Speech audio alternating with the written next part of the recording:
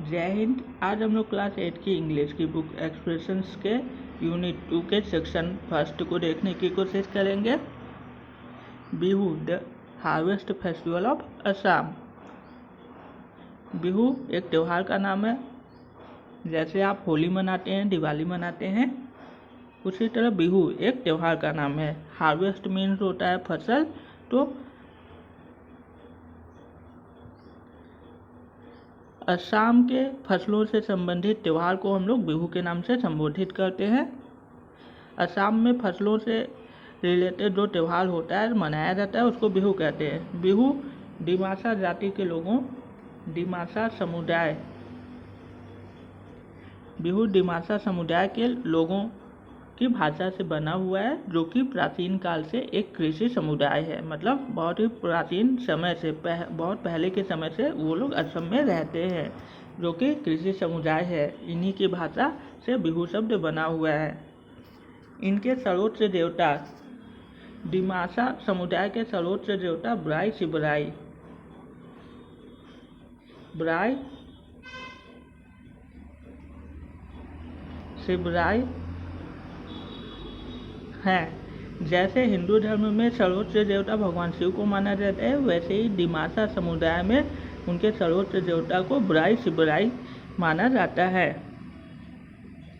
तो जब इनकी कृषि की पहली फसल होती है, ये अपने भगवान को, ब्राई शिवराई को अर्पित करते हैं और उनसे प्रार्थना करते हैं कि पृथ्वी पर सुख और समृद्धि, शांति बनी रहे। इसी ब्राई से धीरे धीरे समय बीतने के साथ बी बन गया और सी से सु, और इस तरीके से इस त्यौहार का नाम बीसू हो गया। धीरे धीरे बीसू शब्द समय बीतने के साथ साथ बिहू में परिवर्तित हो गया, और इस तरीके से इस त्यौहार का नाम बीसू से बिहू हो गया। मतलब असम में फसलों से संबंधित जो त्यौहार मनाया जाता है, उसको हम लोग बिहू के नाम से कहते हैं, संबोधित करते हैं। और यहाँ पर जब फसलें तैयार हो जाती है, ये लोग अपने सर्वोच्च देवता ब्राई शिवराई को अर्पित करते हैं और उनसे प्रार्थना करते हैं कि भगवान पूरे पृथ्वी पर सुख समृद्धि शांति बनी रहे। आइए चैप्टर को देखते हैं। There are some festivals in India. भारत में कुछ ऐसे त्यौहार, पर्व हैं which are peculiar to some specific parts और स्टेट, जो कि कुछ विशेष जगहों, भागों या राज्यों में बहुत ही ज़्यादा फेमस है। पेकुलियर है मतलब वहाँ के बहुत विशेषता है। किसी विशेष जगह की या किसी जगह की कोई चीज़ विशेष होती है या वहाँ की कोई विशेषता होती है, तो उसको हम लोग पेकुलियर शब्द से संबोधित कर सकते हैं। मतलब भारत में या भारत के कई क्षेत्रों, राज्यों में कई ऐसे त्यौहार हैं जो उस जगह के बहुत ही ज़्यादा फेमस होते हैं, प्रसिद्ध होते हैं। Bihu is one such festival celebrated by the people of Assam. इसी तरीके का एक त्यौहार है बिहू, जो कि असम के लोगों के द्वारा मनाया जाता है। आप इसको इंग्लिश में असम बोलेंगे, हिंदी में हम लोग इसको असम बोलेंगे। A special feature of this festival is that it transcends all religious and caste barriers, bringing people together in a free and uninhibited manner. A special feature of this festival, इस त्यौहार पर्व की एक मुख्य विशेषता, मुख्य बात यह है कि it transcends all religious and caste barriers. यह सभी धार्मिक और जातिगत सीमाओं को तोड़वा देता है, मतलब तोड़ देता है। और bringing people together in a free and uninhibited manner, और लोगों को एक स्वतंत्र, फ्री मीन्स स्वतंत्र, मुक्त, और अनइनहिबिटेड मीन्स स्वाभाविक रूप से लोगों को एक जगह पर इकट्ठा करने में मदद करता है। मतलब एक साथ आकर त्यौहार मनाने में उत्साहवर्धन करता है। इस त्यौहार की मुख्य विशेषता यह है कि इस त्यौहार में सभी धर्म और जाति के लोग साथ में आकर खुशी के साथ त्यौहार पर्व को मनाते हैं। इस तरह यह त्यौहार सभी धार्मिक और जातिगत सीमाओं को तोड़ देता है। यह बात इस त्यौहार की मुख्य विशेषता है। In fact there are 3 Bihu in a year. वास्तव में एक साल में 3 बिहू मनाए जाते हैं। बिहू त्यौहार है, डिमासा समुदाय के लोगों की भाषा से बना हुआ है। इनके सर्वोच्च देवता ब्राई शिवराई के लिए यह अपने फसल को अर्पित करते हैं, प्रथम उपज को, उसी के रूप में यह पर्व मनाया जाता है, जो कि बिहू है। बिहू एक साल में 3 बार मनाया जाता है। जैसे आप दिवाली मनाते हैं तो छोटी दिवाली, बड़ी दिवाली, एकादशी को भी आप पटाखे फोड़ते हैं, उसी तरह बिहू भी है, कई बार मनाया जाता है, जिनके नाम इस प्रकार हैं। बिहू 3 प्रकार का होता है, जिनके नाम इस प्रकार हैं।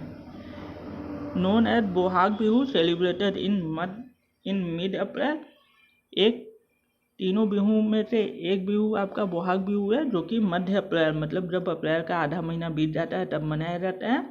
दूसरा आपका है Magh Bihu, celebrated in mid जनवरी। दूसरा आपका बिहू है माघ बिहू, जो कि मध्य जनवरी में मनाया जाता है, मतलब जब जनवरी का आधा महीना लगभग बीत चुका होता है तब मनाया जाता है। And the third last one is काटी बिहू, सेलिब्रेटेड इन मिड अक्टूबर। और उसके बाद जो तीसरा और आखिरी बिहू है आपका वो है काटी बिहू, जो कि मध्य अक्टूबर में मनाया जाता है। हाउएवर, जबकि when we talk of Bihu, जबकि हम लोग जब भी बिहू की बात करते हैं we normally mean Bohag Bihu. अगर हम लोग बिहू की बात करते हैं, हाउएवर मतलब जब भी या लेकिन हम लोग बिहू की बात करते हैं तो हम लोग सामान्यतः समझ लेते हैं बोहाग बिहू। अगर कोई बिहू की बात करता है तो हम लोग समझते हैं कि वो बोहाग बिहू की बात कर रहा है, वो काटी बिहू और माघ बिहू की बात नहीं कर रहा है। बिकॉज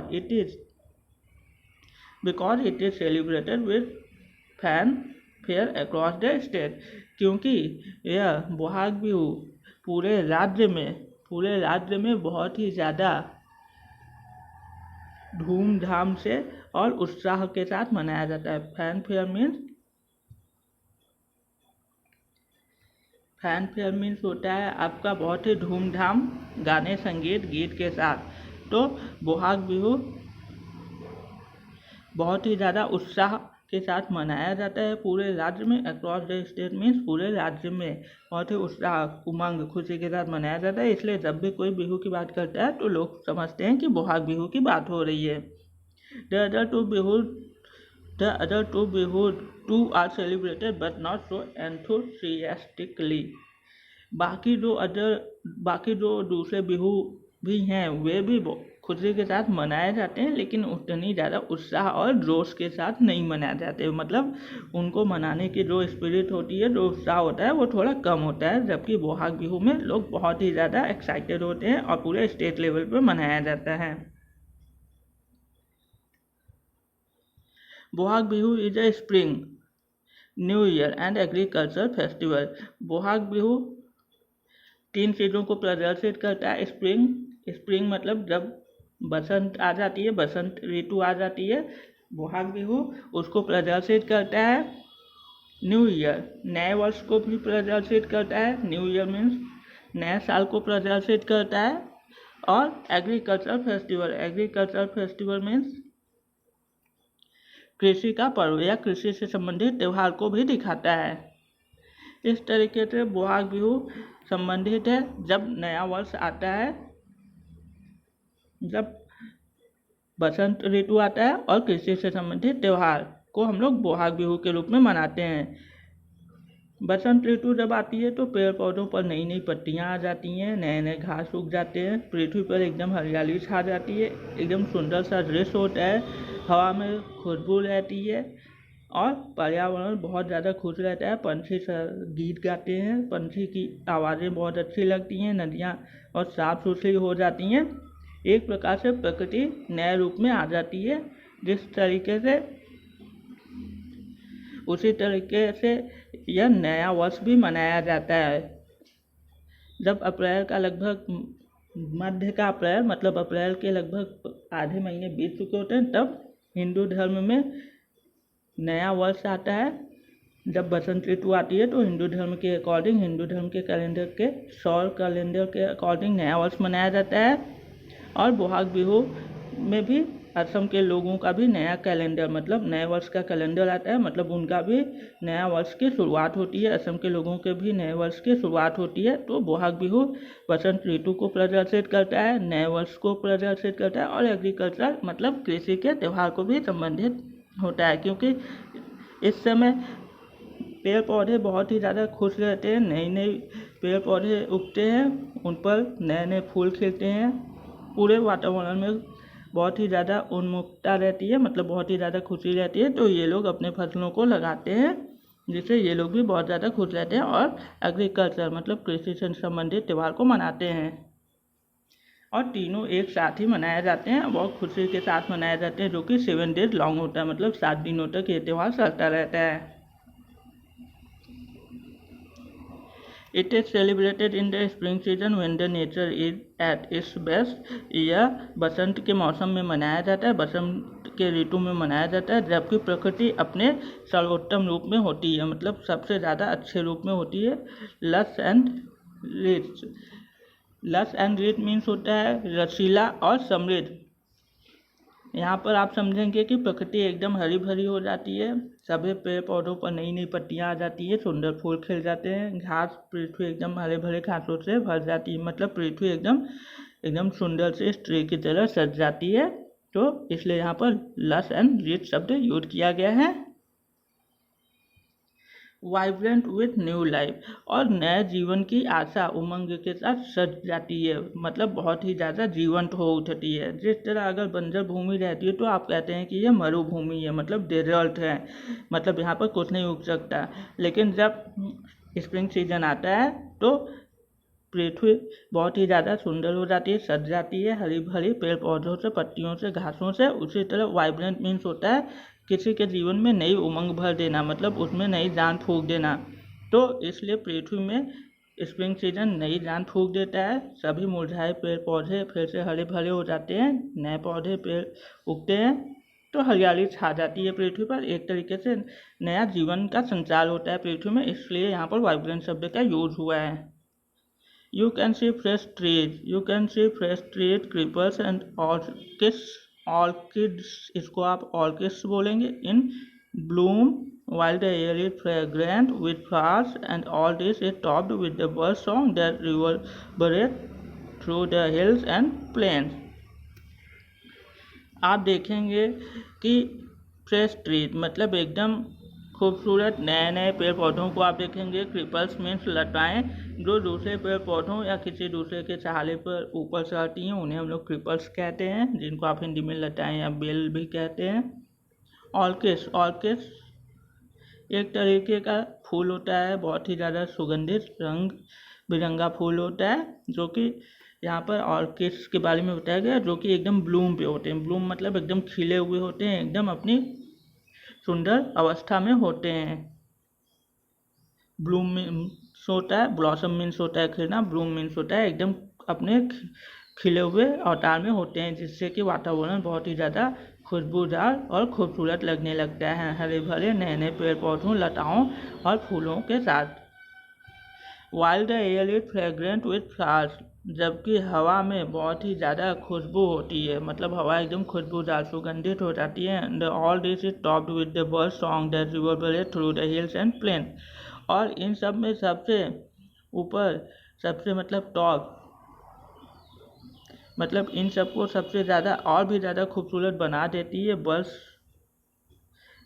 सॉन्ग मतलब पंछियों की आवाज़, इन सब को और भी ज़्यादा खूबसूरत बना देती है जब पंछियों की आवाज़ इनके साथ मिल जाती है, जो कि रिवर्बरेट मतलब टकरा कर वापस आती हैं, मतलब गूंजने लगती हैं पहाड़ों से और मैदानों से। प्लेन्स, हिल्स मीन्स पहाड़, प्लेन्स मीन्स मैदानों से टकरा कर जब वापस आती हैं तो और भी ज़्यादा खूबसूरत लगने लगता है ये नज़ारा।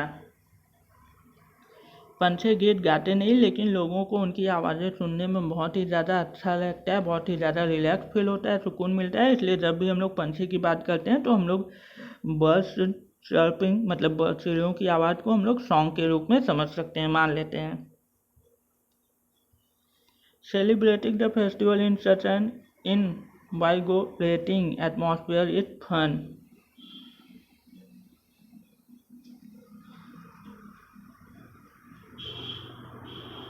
And it manifested with singing, dancing and games everywhere. Due to all these features, Bohag Bihu is also called Rangali Bihu or Bihu of married men.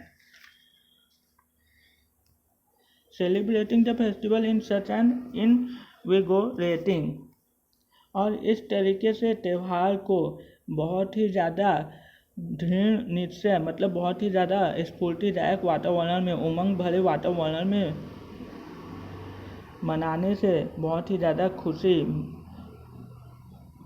आनंद आता है। एंड इट मैनिफेस्टेड, और यह प्रकट करता है कि यहाँ पर लोग बहुत ही ज़्यादा खुश हैं, गीत गा रहे हैं, डांस कर रहे हैं, नृत्य कर रहे हैं और खेल खेल रहे हैं। सभी जगहों पे, पूरे असम पे यह फेस्टिवल, यह त्यौहार जब मनाया जाता है तो वहाँ का वातावरण बहुत ही ज़्यादा खुशनुमा होता है। लोग गीत गाते रहते हैं, डांस करते रहते हैं, नृत्य करते हैं और खेल खेला करते हैं। जैसा कि बच्चे खेल खेलते हैं, लड़कियाँ मेहंदी लगाती हैं, सजती हैं और सभी लोग अपने तरीके से यहाँ पर अपने जश्न को, अपने मन को खुश करते हैं, मतलब अपने तरीके से त्यौहार को मनाते हैं। Due to all these features, और इन सभी गुणों के कारण Bohag Bihu is also called Rongali Bihu, और इसलिए बोहाग बिहू को हम लोग रंगाली बिहू या बिहू ऑफ मेरिटमेंट भी कहते हैं। रंगाली बिहू मतलब होता है रंगाली, रंगोली या रंग शब्द से बना हुआ है। यहाँ पर इस समय प्रकृति एकदम रंग बिरंगी हो जाती है, खूबसूरत सजी सवरी सी हो जाती है। यहाँ पे पुरुष, महिलाएं, बच्चे सभी सजे सवरे से हो जाते हैं, रंग बिरंगे पोशाक में रहते हैं, मेहंदी लगाते हैं और भी ज़्यादा अलंकार मतलब सज जाते हैं। और इसलिए इस बिहू को हम लोग रंगाली बिहू भी कहते हैं। और बिहू ऑफ मेरिटमेंट मतलब मेरिटमेंट मीन्स होता है खेल कूद का या खुशी का उत्सव। तो यहाँ पर बोहाग बिहू में असम के लोग बहुत ही ज़्यादा हाई लेवल पे सेलिब्रेट करते हैं, मतलब बहुत ही उच्च स्तर पर पर्व को मनाते हैं और खुशियाँ मनाते हैं। और प्रकृति भी उनका साथ देती है। इस समय प्रकृति एकदम अपने स्वतंत्र रूप में, सर्वोत्तम रूप में रहती है, इसलिए इसको हम लोग रंगाली बिहू या रंगोली बिहू भी कहते हैं, जो कि बिहू ऑफ मेरिटमेंट मतलब उत्साह, क्रीड़ा, खेल या आनंद प्रमोद का बिहू माना जाता है। Bohag is the first month of the Assamese year, और जैसा कि मैंने आपको बताया कि हिंदू सौर वर्ष में जब अब बसंत ऋतु आती है तो हिंदू वर्ष का पहला वर्ष माना जाता है, हिंदू कैलेंडर का। उसी तरह बोहाग जो कि असम में उनके पहले असमीज ईयर मतलब असमिया कैलेंडर का पहला वर्ष माना जाता है जब बसंत ऋतु आती है। फॉलिंग इन अबाउट मिड अप्रैल, जो कि लगभग मध्य अप्रैल में आता है। लगभग जब आधे महीने बीत चुके थे, 14 या 15 अप्रैल को मनाया जाता है। जैसे पंजाब में आप लोहड़ी मनाते हैं, फसलों को काटकर अपने भगवान को अर्पित करते हैं और सुख समृद्धि की कामना करते हैं, उसी तरह यहाँ पर बोहाग बिहू मनाया जाता है। असम में तरीका वैसा ही है, वैसे ही फसलों को मतलब ये लोग अपने देवता को चढ़ाते हैं और उनसे प्रार्थना करते हैं, बस नाम अलग है और थोड़ी परंपराएं यहाँ की अलग हैं।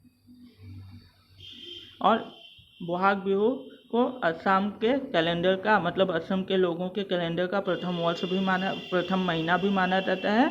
फॉलिंग इन अबाउट मिड अप्रैल, जो कि मध्य अप्रैल में आता है। Thus it mark the advent of the new year, और इस तरीके से यह प्रदर्शित करता है नए वर्ष के आगमन को, जो कि असम के लोगों के नए वर्ष के आगमन को प्रदर्शित करता है Bohag Bihu. As it common with all people around the globe, जैसा कि पूरे दुनिया के लोगों के साथ बहुत सामान्य सी बात है। People look up to the new year with hopes of welfare and prosperity, जब नया वर्ष आता है तो लोग एक दूसरे के साथ बहुत ही ज़्यादा खुश रहते हैं, मतलब खुशियाँ मनाते हैं और एक दूसरे के कल्याण और समृद्धि, खुशी की कामना करते हैं, एक दूसरे को विश करते हैं, एक दूसरे को अपनी शुभकामनाएं भेंट करते हैं। और इसी तरह असम के लोग भी जब अपना नया वर्ष मनाते हैं, मतलब बोहाग बिहू मनाते हैं, तो वे लोग एक दूसरे की समृद्धि और खुशी और मतलब कल्याण की कामना करते हैं और एक दूसरे को अपनी शुभकामनाएं भेंट करते हैं। Of the family and community in the coming year, और वे लोग अपने समुदाय और अपने परिवार के सुख समृद्धि और कल्याण की कामना करते हैं कि जो नया वर्ष आ रहा है, बोहाग बिहू से जो नया वर्ष स्टार्ट हो रहा है असम के लोगों का, उसमें असम के लोगों की और सभी लोगों की ज़िंदगी में सुख समृद्धि शांति आए। So this is the befitting time to offer prayers to gods and homage to elders in order to have real solemn blessing, और इसलिए यह बहुत ही ज़्यादा सही समय होता है। बेफिटिंग टाइम मीन्स एकदम उपयुक्त समय या सही समय होता है अपनी प्रार्थनाएं भगवान के सामने प्रकट करने का। नए वर्ष में जैसे लोग सभी भगवान से प्रार्थना करते हैं कि उनका पूरा नया वर्ष एकदम खुशी और उमंग के साथ और बहुत ही ज़्यादा समृद्धि के साथ बीते, वैसे ही असम के लोग भी अपने ईश्वर ब्राई शिवराई से प्रार्थना करते हैं जो कि उनके सर्वोच्च देवता हैं, और प्रार्थना करते हैं उनको अपनी प्रार्थनाएं मन में या जैसे भी हो वे प्रकट करते हैं और उनसे आशीर्वाद मांगते हैं। और वहाँ के लोग अपने बड़ों को, होमेज मीन्स होता है श्रद्धा से या निष्ठा से, अब वहाँ के लोग अपने बड़े बुजुर्गों को का आशीर्वाद लेते हैं और उनके शुभ आशीर्वाद के लिए उनके साथ जाकर अपना समय व्यतीत करते हैं। जिस तरह नए वर्ष पर लोग अपने बड़ों का जाकर आशीर्वाद लेते हैं, उनका पैर छूते हैं, उसी तरह असम के लोग भी अपने बड़े बुजुर्गों के पास जाकर उनका आशीर्वाद लेते हैं ताकि उनके आगे आने वाली ज़िंदगी में खुशियाँ और समृद्धि और तरक्की आ सके।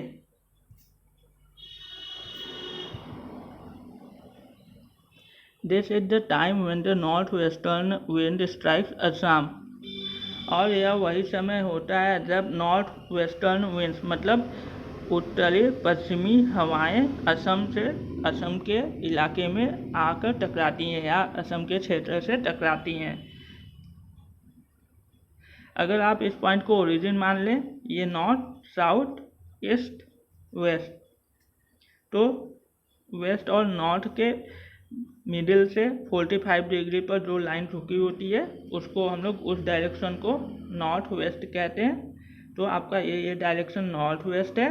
तो यहाँ से चलने वाली हवाएं जब यहाँ पर Himalaya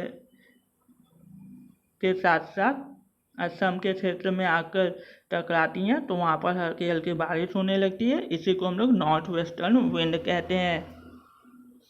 and bring the first showers, और असम में पहली बरसात को लाती है। जब उत्तर पश्चिमी हवाएं असम के क्षेत्र से टकराती हैं तो वहाँ पर पहली बरसात होती है।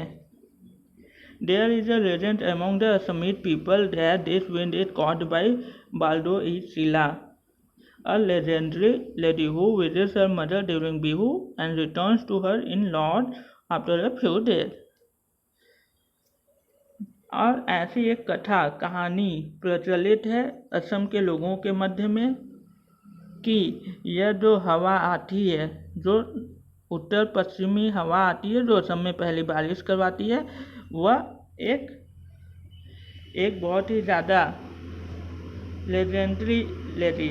लेजेंडरी मीन्स होता है आपका यहाँ पर बहुत ही ज़्यादा दिव्य, मतलब देवी जैसा कोई देवी, या यहाँ पर आप देवी या शक्तिमान औरत, लेडी, महिला समझ सकते हैं, जिसका नाम है बाल्डो ई शिला। जैसे हिंदू धर्म में हम लोग देवी दुर्गा, देवी पार्वती वैसे मानते हैं, वैसे ही असम में दिमासा समुदाय के लोग मानते हैं कि एक बहुत ही ज़्यादा दिव्य महिला जिनका नाम बाल्डो ई शिला होता है, वो उत्तर पश्चिमी हवा को लेकर आती हैं, मतलब उनके द्वारा ये हवा यहाँ पर लाई जाती है और असम में पहली बरसात होती है, जो कि who visits her mother during Bihu, जो कि अपनी माता मतलब माँ से मिलने बिहू के समय आती हैं असम में, and return to her in laws after a few days. और कुछ दिनों के बाद जब अपनी माता के पास आती है, मतलब असम में इन हवाओं के माध्यम से, और कुछ दिनों के बाद अपने माता के साथ रहने के बाद अपने ससुराल, इन लॉज मीन्स होता है ससुराल, लौट जाती हैं आफ्टर फ्यूचर मीन्स कुछ दिनों के बाद। Storms are quite common during this time of the year and are attributed to this legend. Storms means होता है आपका तूफान, और इस समय जो तूफान हवाएं चलती हैं वो बहुत सामान्य सा बात होता है, असम के लोगों के लिए बहुत सामान्य सी मानी जाती है असम के लोगों के द्वारा। इस समय में जो भी वर्ष के तूफान आते हैं और एट्रीब्यूटेड टू दिस लेजेंड, और इस कहानी मतलब ये जो कथा प्रचलित है असम के लोगों के द्वारा कि बाल्डो ई शिला नामक दिव्य महिला आती है उत्तर पश्चिमी हवाओं को लेकर असम में, जो कि पहली बरसात करवाती है, जो कि अपनी माँ से मिलने आती है बिहू के समय, और कुछ समय के बाद वो लौट जाती हैं। तो इसी कथा से संबंधित है ये मान्यताएं। The showers revive the parched land, which is then ready for planting of seeds and seedlings.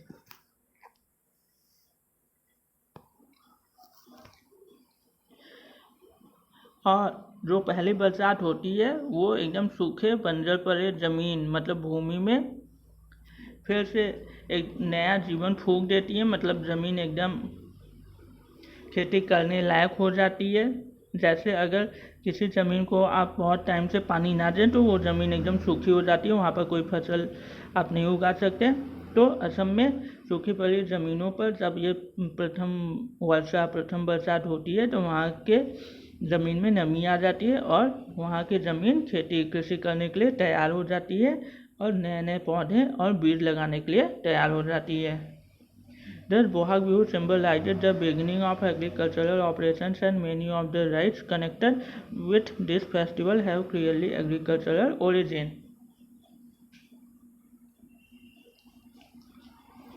और इस तरह बोहाग बिहू बहुत ही ज़्यादा खुशी के साथ मनाया जाता है, क्योंकि लोग कृषि यहाँ असम के लोगों की जो इकोनॉमिक कंडीशन है, मतलब असम के अधिकतर लोग कृषि पर ही निर्भर हैं। उनकी पूरी जीवन का आर्थिक स्थिति, उनकी आर्थिक क्रियाकलाप कृषि से ही संबंधित होते हैं। इसलिए जब बरसात होती है, नया वर्ष आता है, प्रकृति एकदम तरोताज़ा होती है, अपने नए रूप में होती है, एकदम सर्वोत्तम रूप में होती है, तब वहाँ पर बरसात होती है और वे लोग अपने कृषि कार्य को आरंभ कर देते हैं। और कृषि से संबंधित जितनी भी राइट्स मीन्स होता है आपका, जितने भी त्यौहार पर्व होते हैं वे सभी बहुत ही ज़्यादा खुशी के साथ मनाने शुरू कर देते हैं। वो लोग मतलब पेड़ पौधों को लगाना शुरू कर देते हैं और अपने त्योहारों को मनाना शुरू कर देते हैं। और इस तरीके से बोहाग बिहू बहुत ही साफ तौर से दिखाता है कि बोहाग बिहू की उत्पत्ति, बोहाग बिहू की शुरुआत कृषि से संबंधित है, कृषि के कार्यों से संबंधित है, खेती के कार्यों से संबंधित है। Bohag Bihu is celebrated over 7 days। जैसा कि मैंने आपको पहले बताया, बोहाग बिहू पूरा टोटल 7 days लॉन्ग फेस्टिवल है, मतलब 7 दिनों तक मनाया जाता है। जैसे आप गणेश उत्सव मनाते हैं तो गणेश उत्सव भी कई दिनों तक चलता है, वैसे ही बोहाग बिहू भी 7 days तक चलता है, जो कि असम में मनाया जाता है बहुत ही ज़्यादा खुशी और उमंग उत्साह के साथ। ऑन द फर्स्ट डे, पहले दिन, the cow are bathed and adorned। पहले दिन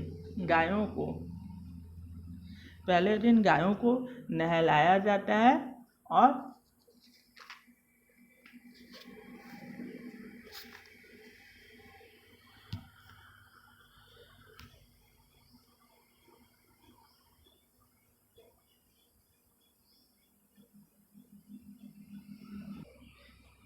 गोरू बिहू के नाम से भी पुकारते हैं। कभी कभी आप बुक्स में या कहीं कहीं आप देखेंगे तो गोरू बिहू के नाम से भी इसको संबोधित करते हैं लोग। विद दिस, इसके साथ ही the week long celebrations accompanied by singing, dancing and games begin, and on the 7th day people visit one another and offer present. और इसी के साथ गायों को तैयार करने के साथ, गायों को सजाने के साथ, जिसको कि हम लोग गोरू बिहू भी कहते हैं, गाय प्रजाति को हम लोग गोरू शब्द से भी संबोधित करते हैं, इसलिए काऊ से संबंधित जो बिहू है उसको हम लोग गोरू बिहू के नाम से भी पुकारते हैं। और इसी के साथ ही जब गोरू बिहू शुरू होता है, उसी के साथ ही सप्ताह भर चलने वाला यह त्यौहार शुरू हो जाता है, जिसमें लोग गाते हैं, गीत गाते हैं, नाचते हैं, नृत्य करते हैं, डांस करते हैं, खेल खेलते हैं और सभी तरीके से खुशियाँ मनाते हैं। इसकी शुरुआत हो जाती है। और ऑन द 7th डे, 7वें दिन, people visit one another and offer present. और 7वें दिन लोग एक दूसरे के घर जाकर मिलते हैं एक दूसरे से और एक दूसरे के साथ खाना खाते हैं, बातें करते हैं और एक दूसरे को उपहार देते हैं, अपने आशीर्वाद देते हैं, शुभकामनाएं देते हैं। जैसे न्यू ईयर पे लोग एक दूसरे को प्रेजेंट देते हैं, मिलते हैं, वैसे ही यहाँ पर भी होता है। With rapid urbanisation, some features of this festival are undergoing a little change. बहुत ही तेज़ी से तीव्र गति से हो रहे नगरीकरण के कारण, मतलब गांव बहुत ही तेज़ी से नगर बनते जा रहे हैं। रैपिड अर्बनाइजेशन के वजह से इस त्यौहार की कुछ विशेषताएं बदलाव के दौर से गुजर रही हैं। मतलब त्यौहार के कुछ रीति रिवाजों में थोड़े थोड़े बदलाव हो रहे हैं अर्बनाइजेशन की वजह से, नगरीकरण की वजह से। In cities and towns this festival is chiefly marked by celebration in the form of public functions which comprise organized singing, dancing and sports events in cities and towns। शहरों और कस्बों में, सिटीज मीन्स होता है शहर, towns means होते हैं कस्बे। जहाँ पर छोटे स्केल पर लोग रहते हैं उसको हम लोग टाउन्स कह देते हैं, और जहाँ पर बहुत बिग स्केल में लोग रहते हैं उसको सिटीज कहते हैं। सिटीज में पॉपुलेशन बहुत ज़्यादा होती है, टाउन्स में पॉपुलेशन बहुत ही ज़्यादा लिमिटेड होती है। तो टाउन्स छोटे एरिया को कहते हैं, छोटे पब्लिक एरिया को, सिटीज बिग पब्लिक एरिया। जैसे आपका प्रयागराज हो गया जो कि बहुत बिग सिटी है, वहाँ पर बहुत ज़्यादा लोग रहते हैं। आपकी दिल्ली हो गई। This festival is chiefly marked by the celebration in the form of public functions। और यह त्यौहार मुख्य रूप से मनाया जाता है पब्लिक फंक्शन के तौर पर। पब्लिक फंक्शन मतलब होता है सार्वजनिक उत्सव। जैसे सार्वजनिक उत्सव मतलब जैसे होली होती है, ऑल ओवर इंडिया में सेलिब्रेट की जाती है, ऑल ओवर द ग्लोब पे भी सेलिब्रेट किया जाता है। तो इसको हम लोग पब्लिक सेलिब्रेशन मानते हैं। वैसे ही बोहाग बिहू जो कि असम में बहुत ही ज़्यादा फेमस है, और असम से रिलेटेड जितने कम्युनिटी बाहर जहाँ पर भी रहते हैं वो इस फेस्टिवल को अपने तरीके से सेलिब्रेट करते हैं, क्योंकि ये असम के लोगों का न्यू ईयर का भी फेस्टिवल होता है। और यह सार्वजनिक कार्यक्रम बन जाता है, मतलब जहाँ पर सभी लोग अपना आकर समय देते हैं, उस कार्यक्रम में भाग लेते हैं, उसे हम लोग सार्वजनिक कार्यक्रम या पब्लिक फंक्शंस कहते हैं। और यहाँ पर लोग इकट्ठा होते हैं और गीत गाते हैं, डांस करते हैं, नाचते गाते हैं, खुशियाँ मनाते हैं और खेल खेलते हैं। During this festival the whole of Assam comes alive and vibrant. और इस पूरे त्यौहार के समय, जब इस त्यौहार का समय काल होता है, मतलब पूरे 7 दिनों तक जब तक ये त्यौहार चलता रहता है, द होल ऑफ असम, पूरे असम में, the whole of Assam means पूरे असम में बहुत ही ज़्यादा उत्साह, उमंग और खुशियाँ छा जाती हैं। असम एकदम रंग बिरंगा सा हो जाता है, एकदम खुश लगने लगता है। जैसे किसी बच्चे को उसका मनपसंद खिलौना आप दे दें तो बच्चा बहुत ही ज़्यादा खुश रहता है, उसको लगता है कि पूरी दुनिया में सबसे ज़्यादा खुश वही है। उसी तरीके से इस त्यौहार के समय में पूरा असम एकदम खुशनुमा हो जाता है, एकदम खुश हो जाता है। Marking the festive spirit of the people of Assam, जो कि यह दिखाता है कि असम के लोगों का त्यौहार के प्रति, उत्सव के प्रति कितना ज़्यादा उमंग, उत्साह है, जोश है, जो कि यह त्यौहार दिखाता है असम के लोगों के उत्साह को इस त्यौहार के प्रति। वर्ल्डपुल में जो वर्ड्स दिए हुए हैं आप उनको खुद देख लेंगे, मैंने आपको चैप्टर में एक्सप्लेन कर दिया है। एक्सरसाइज को हम लोग नेक्स्ट वीडियो में कंप्लीट करेंगे। If you like my video please like, share, subscribe my channel and share my video with your school and coaching friends. We will meet in the second part. Thank you very much. If you have any problem, question, queries, suggestion, please comment me or WhatsApp me on the number given in the description. Thank you very much.